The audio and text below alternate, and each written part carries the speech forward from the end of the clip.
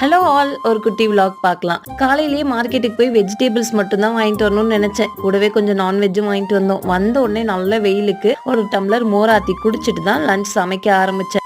நாள்ல எல்லாம் ஃபங்க்ஷன்ல சாப்பிட்டுருந்தோம். அதனால அன்னைக்கு சிம்பிளா சமைச்சா போதும் அப்படின்னு தான் நினைச்சு கடைக்கு போனேன். ஆனா என் ஹஸ்பண்ட் ஏன் வெறும் ஒரு சாம்பார் வச்சு இந்த மீன் வறுத்துறே நல்லா இருக்கும் அப்படின்னு சொல்லி கொஞ்சமா தான் மத்தி மீன் வாங்கிட்டு வந்தோம். மத்தி மீன் வாங்குற கடைக்கு பக்கத்துலயே கருவாடு கடை இருந்துச்சு. இந்த குட்டி குட்டி கருவாடு சரி எப்படி இருக்கும்னு ட்ரை பண்ணலாம்னு சொல்லி 100 கிராமே 60 ரூபாய் வாங்கிட்டு வந்தேன். அதுவே நிறைய இருந்தது. அந்த கருவாடை வச்சு தொக்கும் பண்ணலாம், சட்னி அரைக்கலாம்னு சொன்னாங்க. நான் அன்னைக்கு தொக்கு தான் ட்ரை பண்ணியிருந்தேன். ரொம்பவே சூப்பரா இருந்தது. அப்புறம் இப்ப வெஜிடபிள்ஸ் எல்லாம் கொஞ்சம் ரேட் அதிகமாயிடுச்சு. தக்காளி விலை கிலோ 70 ரூபா சொன்னாங்க. சோ எதையும் வேஸ்ட் பண்ணிடக்கூடாதுன்னு பக்குவமா எல்லாம் எடுத்து வச்சாச்சு. அப்புறம் அப்படியே இன்னைக்கு மெனு பாத்திரலாங்களா?